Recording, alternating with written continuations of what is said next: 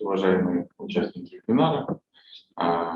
Также мы хотим приветствовать тех участников, которые будут у нас участвовать онлайн. Мы выложим этот материал на YouTube и канала, так чтобы люди была возможность потом посмотреть и, может быть, обсуждать, оставлять комментарии по данной теме.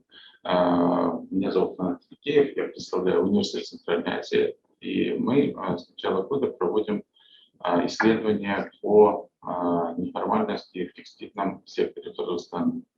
Это проект ООН по неформальности. Он реализуется в 4 странах, помимо Казахстана и Иордания, Филиппины, и сегодня мы хотели поговорить вообще, я такую общую картину сектора нарисовал, хотел представить коллегу нашего, это Запарбек. Запарбек, вы можете начинать говорить. Запарбек из реального сектора, сам сведения, и представьтесь и рассказывайте, что вы думаете вообще по поводу неформальности. Всем добрый день. Меня зовут Запарбек Сулайманов, представляю компанию Modatex, являюсь соучредителем. Вообще, я заметки взял по некоторым моментам, где интересно было. В целом, это вот такая очень, с одной стороны, вообще, если смотреть, всем было очень комфортно на определенный период. Мы отметили, да, 2019, да, до этого через экспорта много было. Вот эту траекторию развития этих предприятий, если отслеживать, что наши предприятия очень много переразмещали на субподряд. То есть все вот эти неформальные моменты, кто работал, это очень маленькие какие-то цеха, истории, там из 3-5 человек, истории 20, 30, 50 человек. Но последние 2 года очень активно большой поток заказов, то есть мы там централизованно продумали какую-то логистику, краили, размещали, и столкнулись с проблемой, что все из вот этой сильно сейчас находятся в состоянии турбулентности, потому что старые схемы не сильно хорошо работают, появились там, раньше людям было удобно отшивать, планировать, там, какая-то цепочка, там, до и дальше пошло, там, российский рынок пошло, и там, на мелкий опыт пошло. Сейчас появились эти маркетплейсы, какие-то другие требования появились. Люди понимают, что более формализовываться иногда бывает рентабельнее.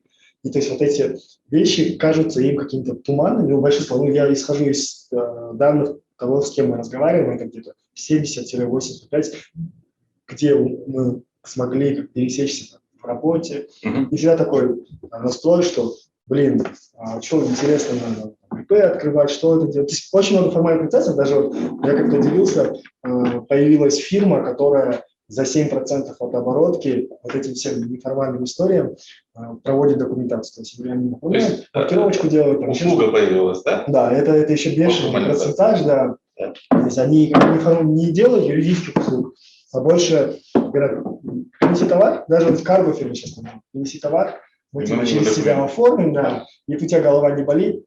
Там придумали схему, мы с этими ребятами знакомились, они там сняли офис подтверждения, открыли ООшку в Москве, здесь ОСОшку, и там сами импортеры, экспортеры, как бы маркировочку, потому что никаком вот этой истории была провальна, что они не смогли маркировку обеспечить.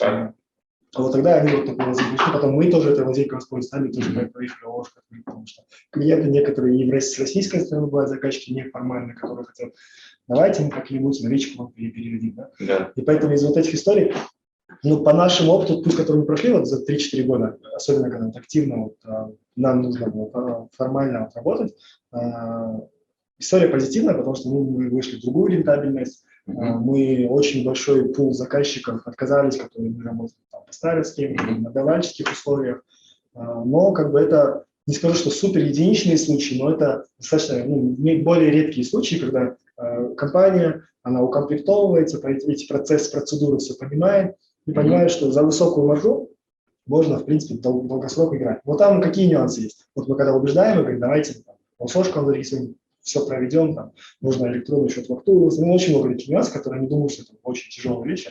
Но там они боятся отсрочек, платежей, все хотят работать за живой навык. Где-то в субботу, в конце недели, чтобы им принесли там какую-то наличку. И не важно, что это низкомаржинально, что они очень мало с этого зарабатывают. Но... Чем это связано?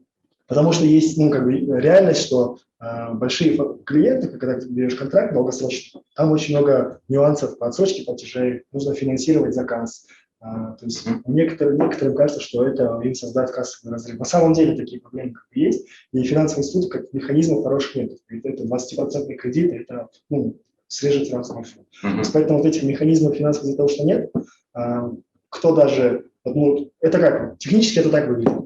На Дордой, кто больше делал несколько интервью, просто с Дордойским стендом, с одним проектом помогал интервьюировать. И вот там Реджелер, кто очень большую историю имеет и большой поток заказов имеет, он говорит, вот к нам последние 2 года наплыв больших заказчиков.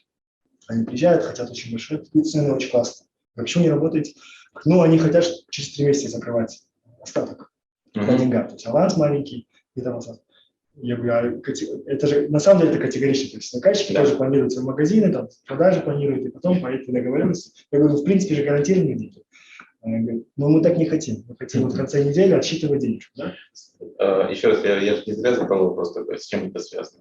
Мы же делали интервьюирование работников. В конце недели надо рассчитываться с работниками. Да. Конечно, конечно. То есть, если у вас есть работники, а у работников нет трудовых контрактов, то есть работники с контрактами – это очень большая редкость. Чаще всего самозанятых, то есть как ИП, без образования юрлица, то есть иногда, когда им надо создать, то есть это вот такой верхний слой, они формализуют и делают определенное количество машинок такими формальными. Но в основном там 95% работников не имеют никаких документов. И они тоже не готовы ждать.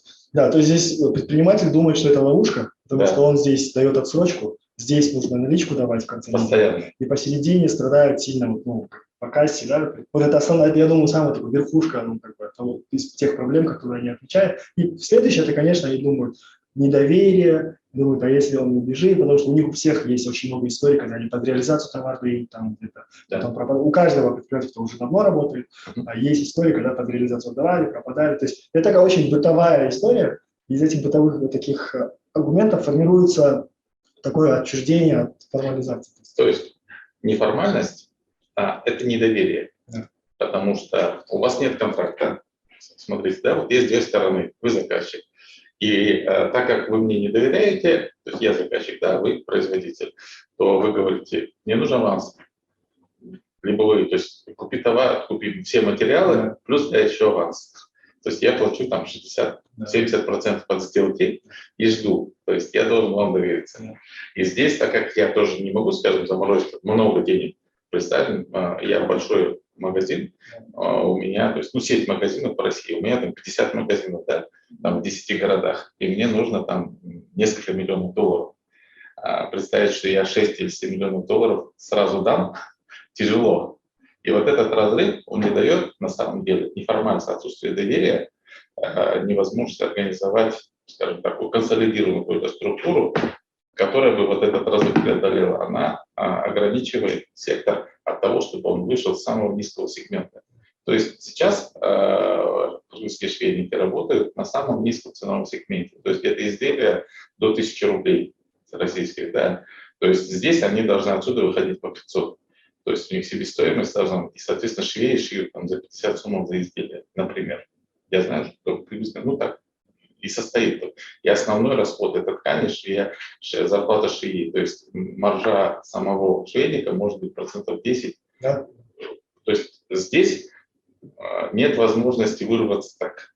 Ну и вот здесь с точки зрения вот такой бытовой логики, то кажется, что очень удобно работать вот такими товарищескими историями, когда ты вообще… Там еще же очень много вопросов компетенции, помимо того, что это есть вот эти процедуры, там юр-вопросы, финансовые вопросы, есть еще вопрос компетенции.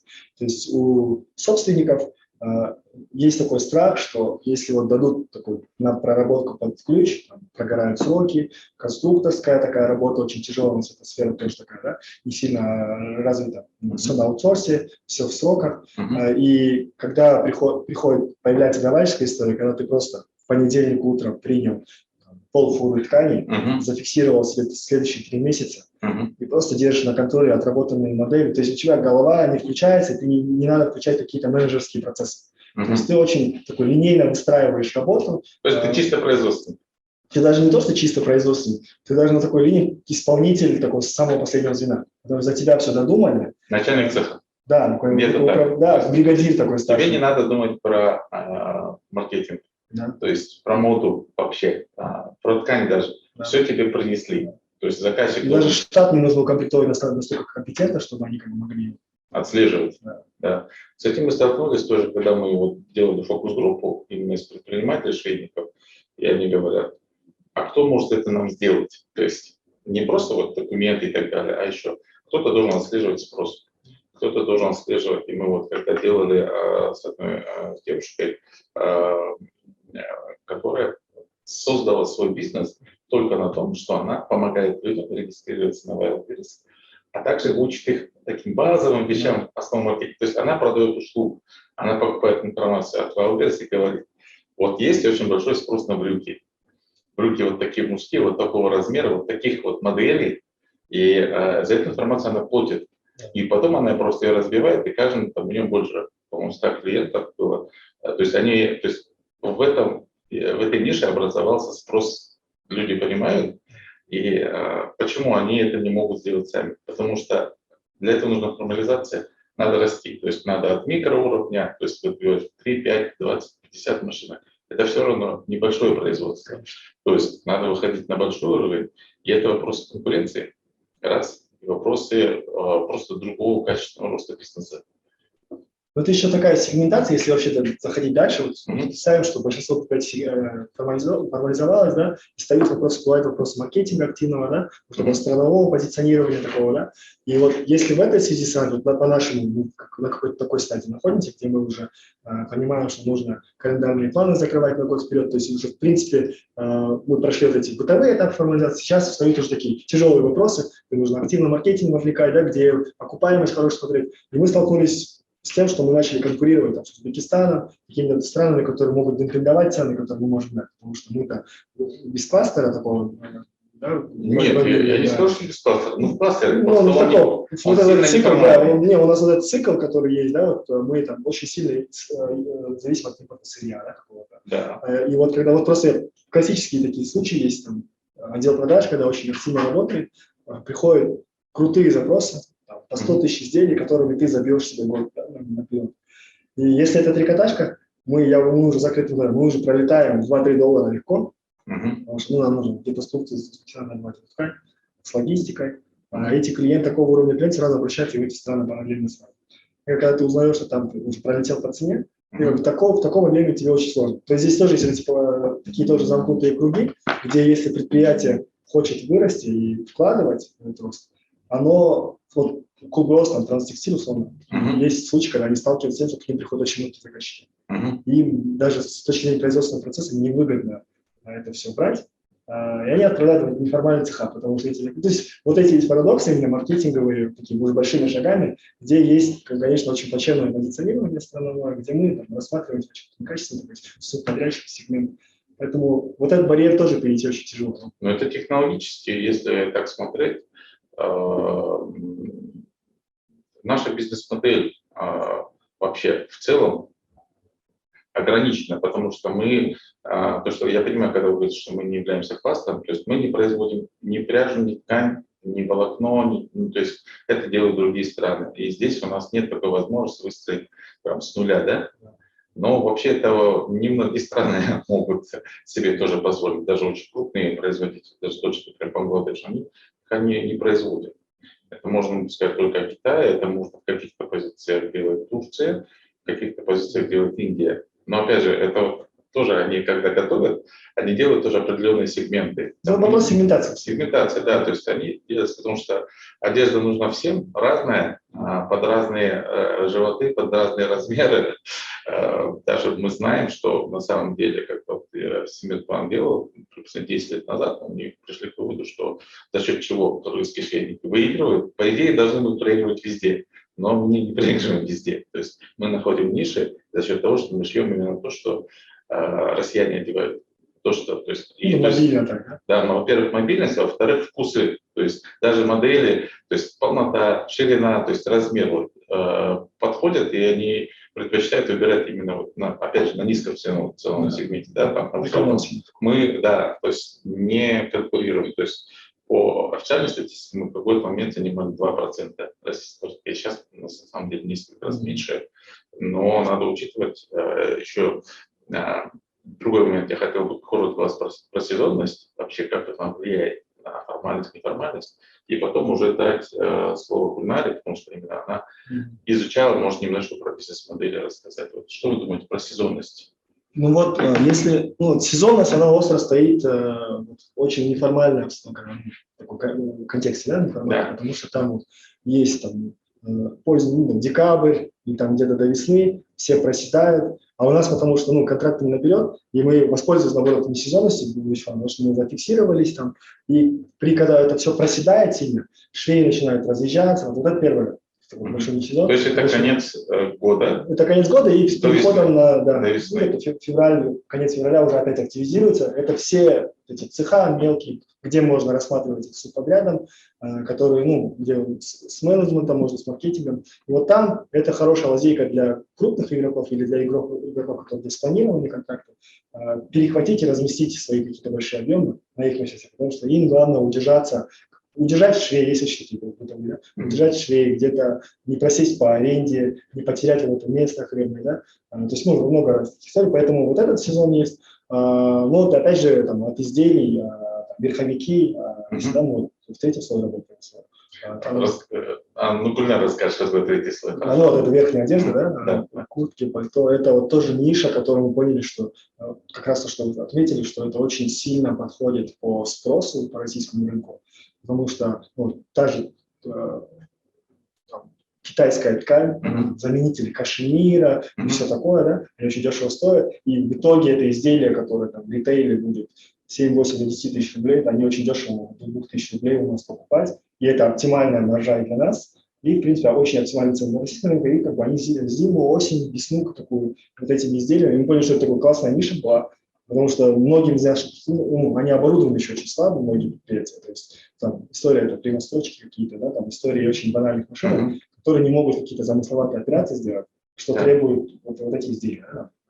Какие-то карманы какие-то, да, какие-то петли даже особые. То есть сложность изготовления? Да, сложность именно операционно, как бы там нужно более замороченное оборудование, которое не дешево стоит. И как только ты оборудуешь, даже минимально, ты уже становишься очень конкурентным, и ты по ценам диктуешь, потому что, в принципе, конкуренция в этой нише, что мы для себя поняли 2 года назад, да? Что до этого мы шили по логике смотрели маржа, и, в принципе, любая производство нужно было переоборудоваться, там, перенастроить механику. А сейчас это вот сегментировано, третий слой, потому что это, по нашему опыту, самая высокая маржа, которая у нас есть, да, и вот многие сейчас переходят, понимают какие-то ниши, выбирают, специализированно начинают свои цеха подстраивать. То есть мы шьем это, не шьем это, не шьем это категорично. То вот не сезонно самое активное, это вот зима тяжелая. Есть особенно для неформальных слов, это вот тяжелое. Хорошо, понятно. Гульнара, подключаем вас тоже, присоединяйтесь. Лилия тоже здесь есть. Лилия тоже есть. Это хорошо. Тогда после Гульнары мы дадим слово Лилии Качмбаевой, представителю Международной организации труда. Гульнара, спасибо большое. Я приветствую сегодня всех участников нашего диалога. Сегодня я хотела бы представить наши исследования. Я работала в основном с работодателями и другими заинтересованными сторонами. И целью нашего исследования было выявить, в чем же неформальность. И мы пришли к анализу бизнес-моделей. Секундочку. Так. Ага. Швейную отрасль в целом мы разделили на 3 сегмента. Мы говорим о мелких швейных цехах, это буквально там 5 машинок, 10 машинок, максимум до 20 швейных машинок, и это занимает 60% рынка. 30% это средние швейные цеха, от 20 до 50 швейных машинок, и 10% это швейные фабрики и крупные производители. Вот Зафарбек как раз-таки является представителем этой нашей маленькой перевернутой пирамиды. Когда мы говорим о том, какие бизнесы мы видим формальный бизнес. Что такое формальный бизнес? Они зарегистрировали юридическое лицо, платят все налоги, НДС, социальные отчисления на своих работников, работают с заказчиками в основном по договорам, у них долгосрочные контракты, они участвуют в тендерах, имеют банковские счета, все платежи у них проходят перечислением. И у них часто проходят проверки, они сами экспортеры, при этом они имеют большой административный штат. Хотелось бы сказать также о неформальном бизнесе. Когда мы говорим о неформальном бизнесе, это цеха, которые работают с закрытыми дверями, они не платят налоги, социальные отчисления, работают только за наличку. А владелец, он же водитель, он же технолог, он же закупщик, в общем, на все руки мастер. И мы имеем не полуформальные цеха, да? К полуформальным мы относим тех, которые зарегистрировали ИП, при этом они платят патент, до этого было, сейчас налоги только когда нужно, они не платят социальных отчислений, работают на репутации, у них есть банковский счет, но там ничего нет, потому что все деньги приходят на их личные банковские счета. Проверки ходят у них по расписанию, и экспортируют они в основном через серые схемы, потому что документов и их регистрации недостаточно для того, чтобы сделать это все формально. Говоря о бизнес-моделях, мы посмотрели, а как же происходит вообще вот этот процесс, что может помочь в формализации вот этого состояния на рынке. И здесь мы видим, что в основном крупные швейные фабрики, крупные производители, они находят своих заказчиков, и эти заказчики предъявляют очень много требований, как формальных, так и неформальных, да? И обязательно идет подписание договора, идет оплата через чеки, через перечисления и так далее. И швейные цеха первые свои заказы обязательно отшивают сами для того, чтобы сделать модель, сконструировать модель таким образом, чтобы обеспечить качество. И затем уже работает вот этот вот механизм сотрудничество, когда, если необходимо в короткие сроки выполнить эти заказы, когда у них мощностей не хватает, то они работают уже со средними швейными цехами. То есть они передают свои заказы более средним, скажем, швейным цехам, да, для того, чтобы выполнять вот такие большие объемы. При этом хотелось бы сказать, что есть еще другие модели, которые мы нашли. Это когда у нас полуформальный бизнес находит своего заказчика, при этом подписывается договор, но опять же теперь проплата у нас уже идет за наличный расчет. И как вот сейчас уже обговорили, в основном это идет предоплата, и в основном на такие шаги идут средние швейные цеха. Они опять же коллаборируют, имеют хорошие связи и передают мелким швейным цехам. И тут мы видим уникальную бизнес-модель для Кыргызстана. Вообще это уникальная бизнес-модель, я считаю. Почему? Потому что вот эти швейные мелкие цеха, они находятся по всей республике. То есть средний швейный цех или крупные фабрики, крупные производители, они могут работать со всей страной. То есть мелкие швейные цеха, там 5 машинок в Караколе, 10 машинок в Аше, там 20 машинок в Балыкчи, да, и так далее. То есть это возможность реализовать тот же самый заказ, но через вот такое вот сотрудничество, когда идет передача вот этого давальческого сырья от уровня к уровню. Говоря о серых схемах, да, о том, что мы сейчас вот только что слышали, да, мы говорим о том, что в основном это, конечно же, интернет-рынки. Заказчики с интернет-площадок, они небольшие. И Кыргызстан очень уникален тем, что мы можем сделать буквально за небольшой короткий промежуток времени целый пакет операций. То есть дается образец, отшивается этот образец из мелких, на мелких цехах, заключается договор, и уже идет дальше работа за наличку, когда полностью предоплата, на основании моей информации это 100% предоплата в основном идет, и тогда идет работа уже на уровне мелких швейных цехов. И мелкие швейные цеха здесь уже коллаборируют со средними, то есть идет обратное отношение, когда мелкие швейные цеха часть проводят через средние швейные цеха для того, чтобы получить формальные документы. Ну и вот интересная модель, которую мы заметили, и в основном предыдущая вот модель, она была завязана на рынке, такие как Дурдой, например, да? Здесь же мы еще видим сейчас в последнее время очень интересную модель, которая проходит уже за счет того, что у нас есть бутылочное горлышко. И у всей нашей швейной отрасли основным фактором в этом бутылочном горлышке является наличие квалифицированных швей. Были бы в достаточном количестве швей, вот эти крупные, средние швейные цеха очень быстро бы дорастали до крупных, и очень быстро бы разрастался этот кластер. Но такой возможности нет. И из-за того, что именно вот это бутылочное горлышко является ограничительным фактором, у нас идет вот эта вот перевернутая пирамида. То есть швейные цеха уходят туда, где есть рабочая сила. Сейчас в швеи готовы брать любого человека, обучать на месте, и это приводит к тому, что в отдаленных регионах открываются маленькие швейные цеха, и именно туда уходит большая часть работы. Мы опять же говорим о небольших заказчиках, которые отдают заказы посреднику. Эти посредники находят исполнителей конструкторов. Эти конструкторы делают, значит, разработку модели, закупают сырье и отдают уже дальше на отшив. Вот такая вот модель сейчас наиболее широко распространена. И здесь уже мелкие швейные цеха даже работают с надомницами.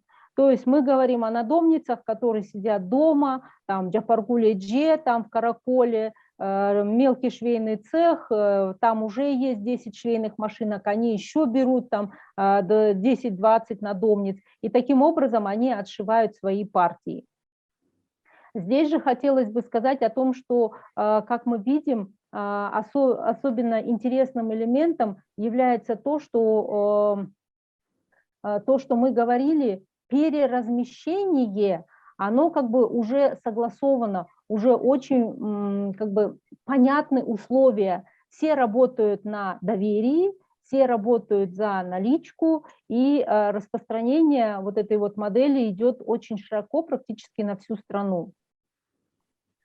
Крупные интернет-магазины, они, конечно же, имеют возможность работать более формально, но вот мелкие, которых сейчас очень большое количество, они работают именно по вот этой вот бизнес-модели.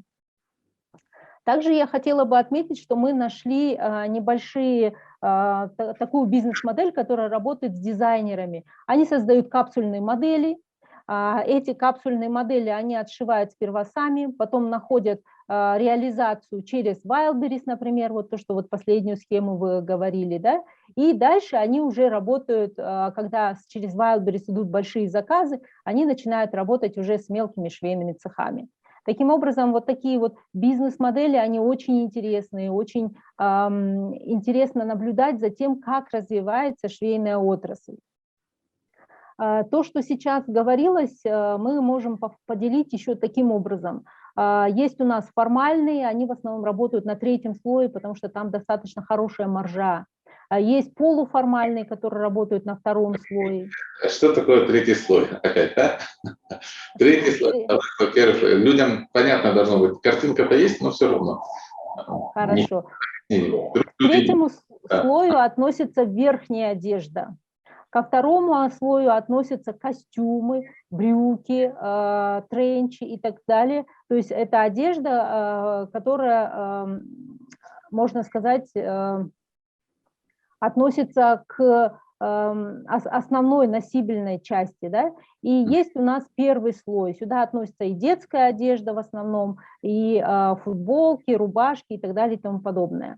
Вот мы хотели бы сказать о том, что сейчас в настоящий момент идет очень такое усиленное развитие вот этой вот первого слоя, неформальных, за счет чего очень многие швеи начинают получать кредиты, например, и покупать оборудование, и садиться дома и шить. При этом добиться высокого качества, когда вы работаете там с 20 швеями надомницами, гораздо сложнее, чем когда они находятся в одном цехе. Поэтому вот это вот давление, которое идет сейчас, оно, конечно же, ведет к тому, что мы, как Кыргызстан, вот в этой отрасли скатываемся на уровень первого слоя, когда это легко шить в больших объемах, это очень дешевый товар и, соответственно, маржа очень-очень низкая. Для того, чтобы выстроить отрасль, все-таки должно быть больше маржинальных продуктов, которые позволяют развивать эту отрасль, которые позволяют модернизировать сами технологии. Хотелось бы сказать о том, что есть еще такое давление со стороны неформальности в себестоимости. Если даже вы хотите формализоваться, но если у вас 40% себестоимости – это ткани и фурнитура, а она только за оплату наличными в долларах и без каких-либо документов, очень сложно быть формальным. Очень сложно быть формальным тогда, когда у вас 50% себестоимости – это пошив, глажка, упаковка и так далее и тому подобное. И здесь все оплаты еженедельно, во-первых, которые ведет к кассовым разрывам, да, и наличными, и тоже без документов. Таким образом, формализоваться очень сложно, и вот это вот давление со стороны вот этих вот двух основных направлений, оно очень сильно, потому что это практически 90% себестоимости. Как же выйти из неформальности? В основном, основной выход вот в данном случае, как мы видим, вот во всяком случае я вижу, это, конечно же, объемы. Если мы сможем обеспечить достаточными объемами, да, вот этих вот наших производителей, то вот эта пирамида может перевернуться. В Узбекистане и в других странах она наоборот, там крупные швейные фабрики, да, и за счет именно вот этого объема они добиваются возможности реализовывать очень большое количество заказов. В нашем же случае мы очень уникальны тем, что мы готовы исполнить небольшие заказы. 300, 100, 500 изделий в месяц. Если заказывает какой-то закупщик с Wildberries, да, то у нас есть цеха, которые это выполнить готовы. Крупные фабрики этим заинтересовываться не будут, но этот рынок очень сильно растет.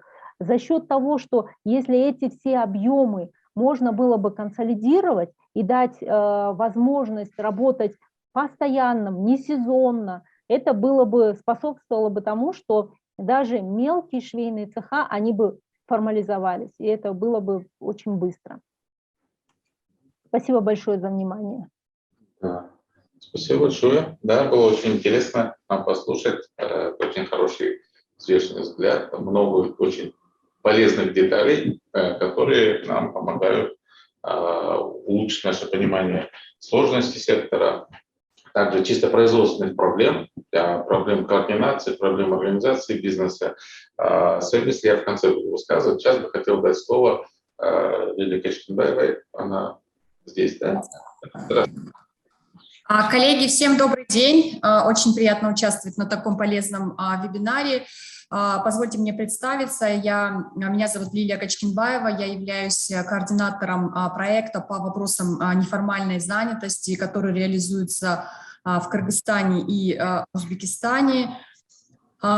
И в частности по теме вебинара, прежде всего, конечно, хотелось отметить, что многие считают, что неформальная занятость – это не догма, неформальная занятость создает рабочие места, в неформальной занятости люди могут трудиться, но в понятиях Международной организации труда любые работники, занятые в неформальной занятости, являются уязвимыми категориями работников, которые лишены доступа к социальному обеспечению, к системе социальной защиты, или иной степени, которая, в принципе, полагается любому гражданину, любому работнику по законодательству.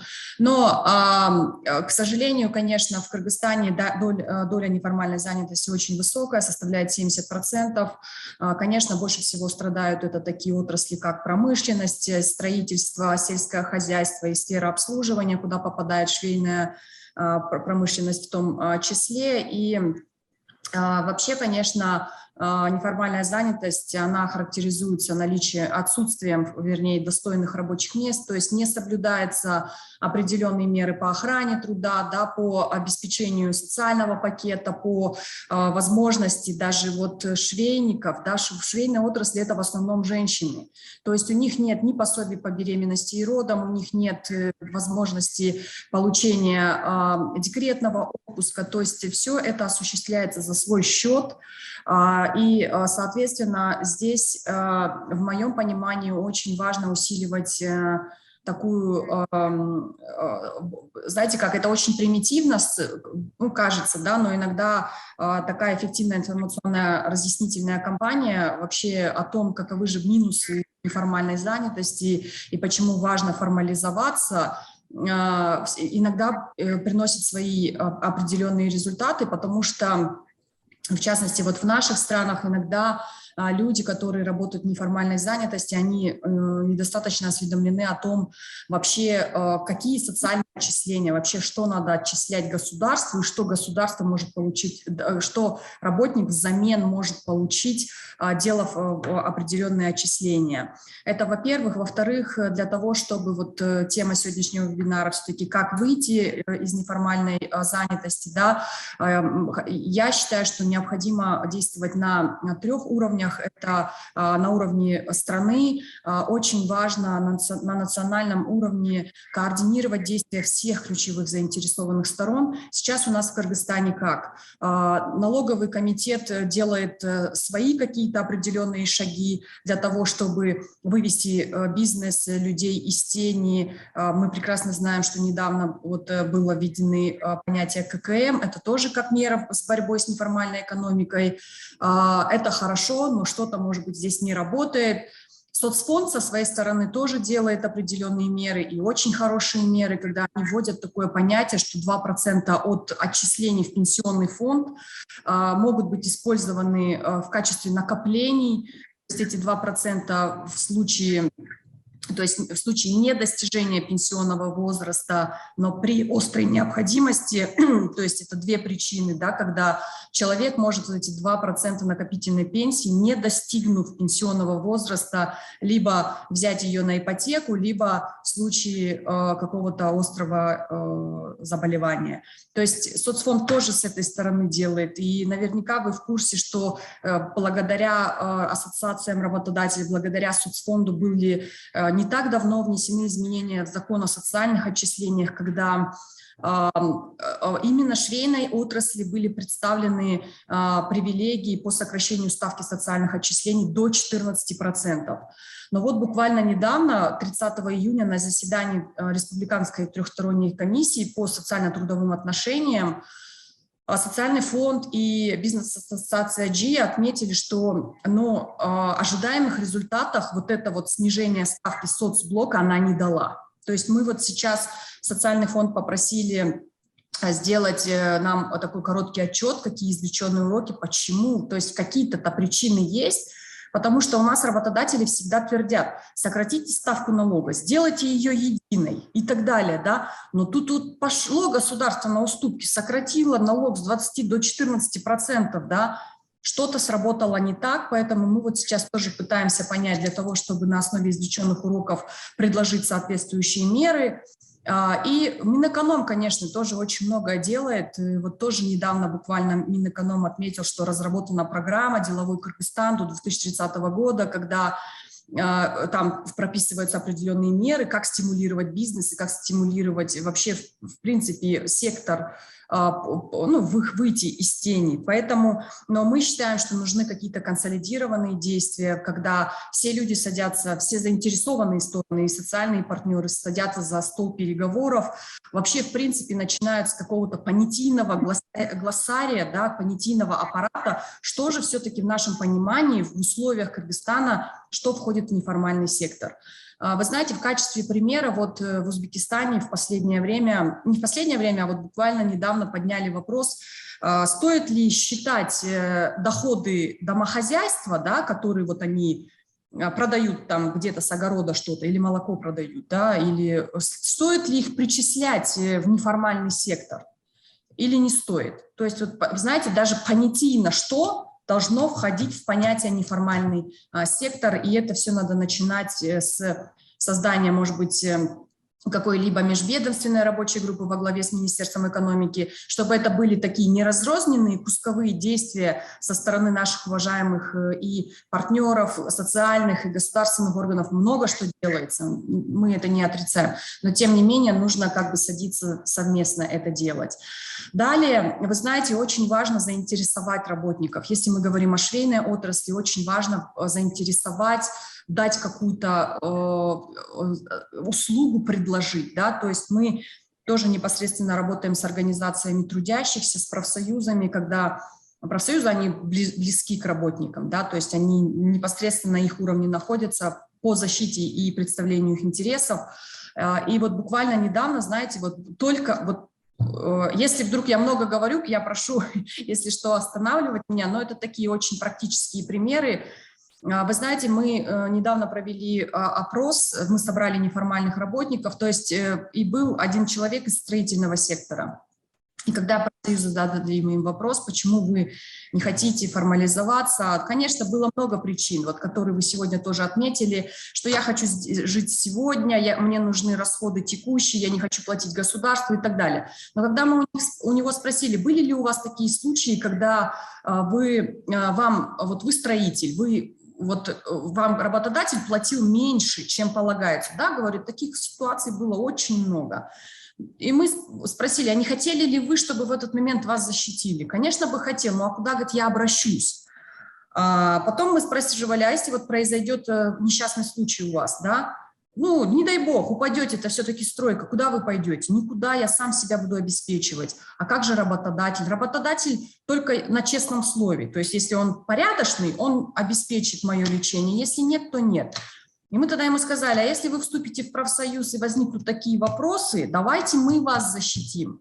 Ну если вы меня защитите, то тогда давайте заинтересуйте меня. То есть я говорю к тому, что людей надо заинтересовывать через не просто, плати вот этот налог, давай вступай в профсоюз. Надо предложить ему соответствующую услугу, за которую он потом получит определенный бонус, да, в виде защиты в судебных органах, представления его интересов, элементарные вещи. Да. Вот по информационной кампании я отметила. И, конечно, хотелось бы также отметить, что все-таки люди в швейной отрасли, они не просто так идут и работают. Вообще в целом все люди неформально заняты, они же не потому, что они хотят там работать, они по нужде туда идут, потому что им надо доход ежедневный и, как бы в целом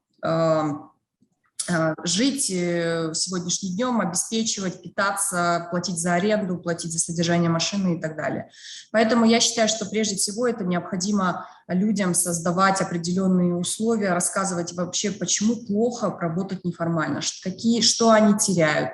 Но знаете, еще параллельно, когда мы говорим о том, что надо выходить из тени, давайте платите все налоги, мы также полагаем, что параллельно должна вестись работа по улучшению медицинских услуг, по улучшению системы образования, то есть люди, оплачивая социальные отчисления, они должны быть уверены, что им не надо будет своих детей отправлять в частную школу, что государство за счет бесплатного образования, за счет улучшенного качества в школах поможет избежать вот этих лишних затрат. Также по медицине. У нас же сейчас сплошь и рядом частные клиники. Люди не доверяют или в связи с таким вот не очень гибким графиком государственных клиник мы все бежим в частные клиники.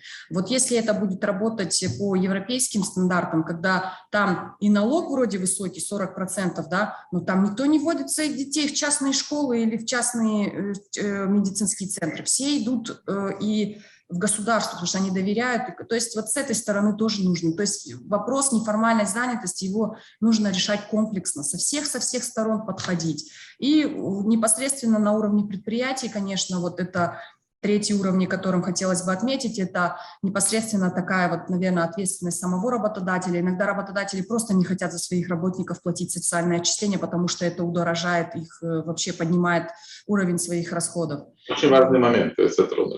очень важно. Да, и иногда из-за того, что сам работодатель не хочет платить за своего работника, работник вообще не в курсе, а что можно там только-то заплатить и потом взамен получить вот это, или там оформить 3000 как зарплату, остальное получать в конвертах. То есть это еще такая вот, наверное, корпоративная солидарная ответственность самого работодателя должна быть постоянно, улучшать через бизнес-ассоциацию, вести вот эти просветительскую работу, почему это важно, не только как бизнесмену, который живет здесь и сейчас, и которому важно работать, в смысле получать доход сегодня, а еще и вот это вот социально-экономическое благополучие населения не только сегодня, но и заблаговременно вперед на будущее. В целом все с моей стороны. Хорошо. Спасибо. Вопросы, да. Я сейчас чуть-чуть, немножко уже мы, как сказать, квартал прошли. Гульнара, если можно будет, вы еще раз поделитесь презентацией, там 2 слайда для меня очень интересные. Теперь, я думаю, мы начнем с Зафарбека, потом Гульнара, потом Лилия выскажется по теме. Да, спасибо большое, очень интересно. Могу подписаться под каждое слово спикера, потому что будущее в реальном секторе, это все проблемы и может, какая-то доля даже еще, да, которую мы еще не обсудили. Но я хочу просто, чтобы много времени занимать, затронуть вот этот фактор, как заинтересовывать, да, вот неформальные игроков неформальной экономики. Это один из аргументов, который мы стоим, потому что мы сейчас ведем такую околосоциальную деятельность по объединению усилий, мы создаем единое окно продаж, что такие вот в тех высоких сегментах работы мы могли заказчиков привлекать и системно распределять. То есть это означает софт внедрять, какое-то программное обеспечение, что вот эти устные какие-то договоренности, логистика, технологические процессы, даже если мы используем, потому что это на самом деле ресурс, маленький цеха – это ресурс, просто он очень эффективно и низкомаржинально используется. Мы подумали, с этим ничего не поделаешь, государство ничего никогда в ближайшее время не сможет все прикрыть. Гульнаре скажите, оно может выключить. Никогда не сможет это прикрыть, оно как бы будет существовать. Просто в каком объеме, да, будет. Поэтому мы вот делаем вот это, и как бы вот один из аргументов, который мы используем, говорит, вот смотрите, вы хотите расти, есть комплайенс у серьезных клиентов. У всех есть амбиции расти, кто уже 20, вот, то, что отметили, и этот комплайенс никогда не пройдет компания, которая, то же самое, что кредит, да, которая не может показать. Я вот прям таким очень простым языком всегда говорю, смотрите, вас попросят скинуть видеоотчеты, все вот эти вас отчисления, хуже налоговые будут проверять, и вы на этот золотой, который, да, склад с деньгами у клиента, который находится, вы не сможете дойти, потому что у вас нет. И это на самом деле вот где-то на предприятии 10 я так повлиял, такие, чем клиент хотел шучу, на большой бизнес я так должен. Да? Да. Все примерно вот так. И там швей заинтересовал сейчас вот очень много стало тоже такие неформально. И появились свои компании, которые дают жилье в рассрочку конкретно под швейную индустрию. То есть они знают, что там горячие пирожки, денежка еженедельно выплачивается, они понимают, что если собственник может поручиться за швею, и мы вот с одной компанией так завязались, я говорю, у меня проблема, я там какую-то часть шеи не могу говорить, паспорта принести, я хочу за них платить, чтобы у нас все формировалось. И вот они пришли, мы сделали такую презентажку, вот вы хотите, у всех боль с жильями. Мы все приезжие, говорим, вот ваша боль, вот строительная компания, которая под 1-2% на 10 лет вам рассрочку даст. А что надо сделать? Вот как вот клуб пряник, что отвечали, говорит, надо в следующие 6 месяцев у вас официально проработать. Если вы на это согласны, то вот компания, она готова вам дать. И вот не поверите, это был прям ажиотаж, они подходили в бухгалтерию, они все прошли, все принесли. И как бы, здесь есть даже те, кто улетели в Россию по там, семейным обстоятельствам, говорят, можно продолжать платить, мы зарплату здесь будем продать. Там еще дополнительные аргументы, что люди отвечали там, по пенсии, вот такие моменты, которые они, в принципе, не понимали или понимали не так. Да. Когда проясняешь, в принципе, какими-то тенденциями. Да. Кстати, какая минимальная пенсия сейчас? Минимальная социальная пенсия. У меня мама что-то вот меньше 1000. 1750 сумм. То есть, если у вас нет социальных отчислений, вы выйдете, вам больше этой суммы просто не дадут. Вот такие аргументы, они на них работают. И плюс вот очень много, они вот очень много кредитоваться начали. Мы вот с одним банком договорились, мы им кредитные карточки выделили, потому что они просят аванс, говорю, вот у вас будет какой-то лимит до 20 тысяч. Но это тоже сделается только если мы сможем подтвердить вашу зарплату. Все такие маленькие фишечки со стороны работодателя есть, что он может в контексте ваших условий, да, сделать. А вот для предприятий, чтобы эта же цепочка взаимосвязана, все страдают, если где-то проседают. Вот факторинг, да, это классная вещь, которая, ну, как инструмент у нас в фонде он есть, формально очень мало кто пользуется. При контрактах, где есть отсрочки большие, использовать факторинг контракт, это было бы очень интересно. Мы это вот и на них площадках на экономии тоже много озвучивали. Такие там возврат НДС у больших предприятий вообще там отдельная история. Да. Тоже тяжелая. Ну и плюс информирование Но госуслуг. возврат НДС – это те, кто возят, да? Да, потому Импортеры, что они импортируют сырье, ткань, а потом, когда они экспортируют, они но это тоже, оказывается, получить большой фактор, то есть неформальность экономики. Да? Да. То есть иногда бывает выгодно, ну, как бы там есть свои нюансы. Ну и плюс, мне кажется, вот то, с чем столкнулись вот в той организации, которой мы сейчас занимаемся, вот это как ассоциация, да, одна из них, отраслевая, там они сталкиваются с проблемой, что они не информированы банально. То есть они там могут с бухгалтерским образованием обратиться в налоговую, подать заявление, что они хотят стать НДСниками, им нормально, ну, как бы, там очень с госструктурой, в принципе, отдельная же история, но как бы очень много сильно проседает система, и вот таких бытовых тоже со стороны. Считаете ли вы, что нет недостаточно бизнес-образования? У собственников? Да. Однозначно. Да. То есть они не понимают, не могут высчитать себе новые условия труда, да? Да. Ну, плюс вот я два предприятия консультирую, они прям очень серьезные обороты, очень серьезные масштабы. Нам нужно получить кредит Росфонда. Да. Там вообще не светит кредита. Ну, есть залог, но в принципе, если в принципе можно, но вы бы, если вот эту 15-летнюю историю подтвердили бы какими-то, мы бы вам вот так бы взяли. А так это будет тяжелее, как бы нужно будет очень большим долго какими-то вычисляться очень сильно. Поэтому, мне кажется, и у больших, и у маленьких. Но вот я думаю, вы отметили, субподряд в регионах, там есть риски свои, теряется, фактор обучения, то есть очень сильно надо компетенцию повышать. Почему швеи, например, могут уходить, там же еще есть такая логика, индивидуальный пошив, то есть это такой, да, универсальный пошив. Это швея, она подточена на всю операцию. И когда ты не можешь быть мобильным как предприятие, если у тебя разнородный заказ. То есть в предприятии большом важно быть однородным. Шить футболки целый год. Это как бы, это, вы уже отметили, это как бы снижает себестоимость и все остальное. У нас такая модель не предвидится, потому что заказы мелкие, они хорошо маржинальные. Поэтому здесь есть, у многих предприятий есть адженда, они хотят пооперационно внедрить систему технологическую. Да? Когда там сажают человека на обучение, за 3 дня его обучают сажать карман, замочек. И это очень эффективно. Но городская аудитория, где вот Сокол-Лух, там, да, Мединский район, городская, она сильно противится, потому что им кажется, что за это удешевление пойдет по оплате формата. То есть как бы там вот такие нюансы есть. И поэтому вот мы в Чаткале есть золоторудные предприятия, они хотели вот вместо администрации подарить там, 100 машин. И там представитель администрации говорит, помогите наладить. Я говорю, невозможно будет сами по логистике координировать. Ну, самый дешевый цены, они посадят сколько угодно людей. Я говорю, ну, в моих реалиях, что в моих, возможно, те, кого я знаю, это очень тяжело было. Там машина ездит там, 2 недели один раз, да, там, таксистами. То есть, это очень много таких бытовых вещей тоже с подрядами. Ну и в целом, вот, при правильном подходе… Имеется в виду, скажем, далеко слишком, да? Возить невыгодно. Очень далеко, да, сам транспорт, потому что изделие так очень близкомаржинально будет. Это возможно только на высокомаржинальных продуктах, да. Но вы не можете обеспечить вероятное качество, да? Ну, для этого есть очень много шагов, которые нужно предпринять. Во-первых, обучать, во-вторых, внедрять какие-то программы, чтобы это было оптимально делалось. Вот этим мы сейчас много занимаемся. Пытаемся, но есть прецедент, кстати, на рынке, есть вот последний, я скажу, есть компания, Shape Profit, она очень большой административный штат поставила, чем 50. Они все это менеджеры, конструкторы, технологии, и они размещают на субподряд. И мне кажется, до сих пор это единственная компания, которая очень эффективно… Это не ассертивно. Я считаю, что это такой вид аутсорсинга. Да. Они берут на себя функции моделирования, да, дизайна, то есть они формализации, сертификации. То есть это услуга. И как они вот… Это программа, то есть это бизнес продает бизнес-услугу. Да. И как они смогли это все эффективно выстроить, очень легким аргументом, они платят лучше рынка всегда.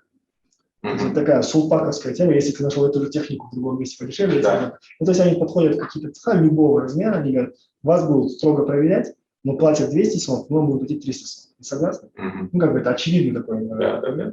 Поэтому вот такие шаги есть, но они сильно помогают вырасти эти места, те понимают, по какому количеству. Вот есть, я с ним честно общался, есть многих цехов, которые выросли из них. То есть они с ними сотрудничали, поняли, как в качестве работать, и нашли заказчика прямого, и уже вышли на высокую маршрут. То есть я думаю, ну, очень легких реалиях инструментов вот таких только можно оперировать. А так, конечно, вот если при росте им обязательно со стороны государства нужно будет очень много чем помогать, да? Особенно дешевый кредит, вот это все, это сильно там будет. Ну, потому что не конкуренты.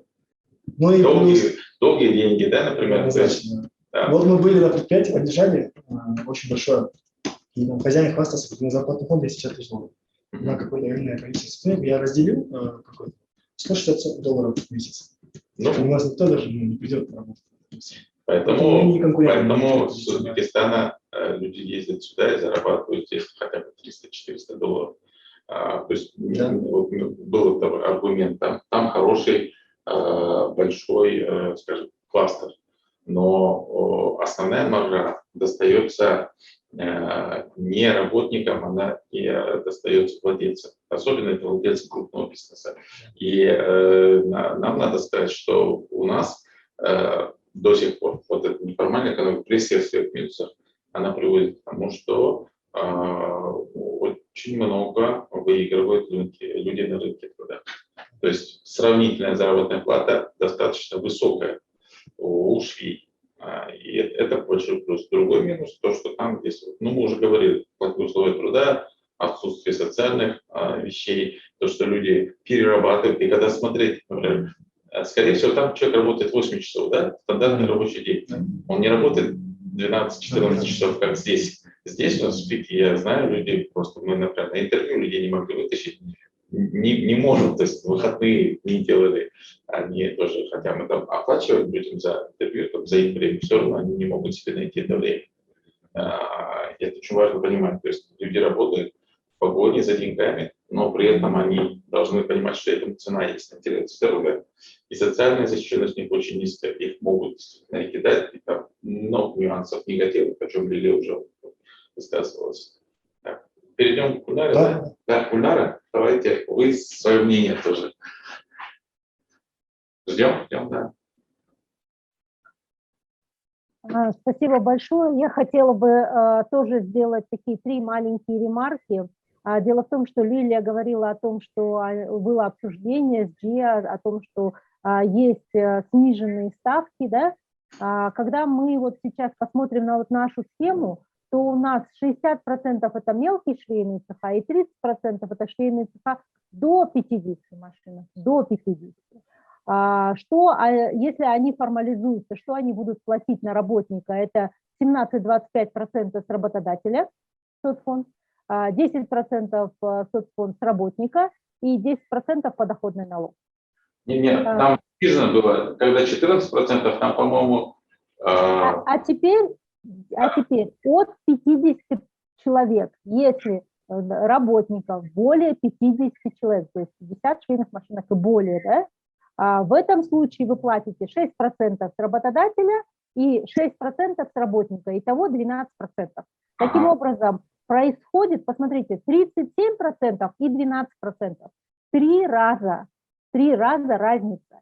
И вот эти 90% этим воспользоваться никогда практически не смогут. Я разговаривала с работодателями, и они говорят о том, что нужно иметь 50 работников не менее для того, чтобы зайти за вот эту зону, и при этом, если мы посмотрим отчисления, на 20 человек работников отчислений по 37% будет то же самое, что вы бы платили за 50 человек по 12%. Понимаете? То есть как бы нужно вот эту, ну, со стороны государства пойти вперед, нужно снизить хотя бы до 20 машинок, и тогда большее количество цехов сразу формализуется. Не нужно ждать 50. Посмотрите, 10% швейных фабрик от более 70 швейных машинок, да? Если поставить вот этот вот уровень до 20, вот спустить, да, спустить это все вниз, то большое количество швейных цехов, они выйдут из тени. Им будет выгодно выйти из тени, потому что их ставки с 37 резко упадут до 12, им будет в этом выгода. Когда мы говорим еще о работниках, я хотела бы отметить вот этот аспект, это финансовая грамотность. Вот Зафарбек вот только что сказал, да, тоже финансовая грамотность – это очень ключевой момент, потому что многие на фокус-группах нам работодатели говорили о том, что сотрудники, просто работники, не хотят подписывать договора, а средние швейные цеха, они заинтересованы, они хотят воспользоваться этими 12%, они хотят набрать 50 сотрудников, поэтому у крупных работодателей швейной отрасли очень большой административный аппарат, именно для того, чтобы вот эту вот войти вот в эту зону и воспользоваться всеми этими преференциями. Ну и последний момент – это, конечно же, деловая среда. Нужно понимать, что швеи на сегодняшний момент, это вот очень много случаев, нам рассказывали, особенно вот на первой фокус-группе, когда швеи просто вставали и уходили, или не приходили на работу, да, вот это вот изменение вот этой деловой среды, да, вот этого поведения и так далее, это тоже очень такой аспект, который необходимо рассматривать. И тут, конечно же, профсоюзы должны сыграть свою роль, должны объяснить. Спасибо большое. Да, спасибо большое. К сожалению, сегодня у нас представителей профсоюзов нет. Действительно, профсоюзы могли бы сыграть большую положительную роль. Ну, вообще они эту роль играют. Они как институт общественный создали для того, чтобы защищать права работников, но в Казахстане в целом и в частности в швейном секторе довольно мало людей вообще знают о наличии профсоюзов, и тем более очень небольшое количество людей являются членами профсоюзов. Это буквально несколько процентов участников рынка. Лилия, давайте мы ваше мнение тоже послушаем. И, да, спасибо большое. Вы знаете, вот спасибо большое за такой действительно вот полезный, так сказать, брейнсторминг, вебинар, так сказать, по вопросам неформальной занятости. Вы знаете, вот я еще раз, наверное, убедилась, что в том, что даже если взять вот это вот сокращение ставки до 14% для швейников, да, то есть у нас, наверное, государство приняло такой закон, именно ставку 14, без проведения соответствующего анализа. То есть вообще на каком основании функционировали предприятия, кто вообще раньше платил эти 20%, а кто не платил. А вообще, чтобы понять, поможет ли вот эта 14% ставка людям, ну, швейным предприятиям выйти из отрасли. То есть надо было, наверное, какой-то анализ провести те же фокус-группы с самими предприятиями. Я более чем уверена, что вот и Минэконом, и Соцфонд, они могли бы собрать целую армию этих швейных предприятий, которые могли бы им высказать все и сказать: слушайте, нам 14% не помогут, сделайте 5%. То есть это вот опять убеждаемся в том, что иногда у нас законы принимаются без должного анализа.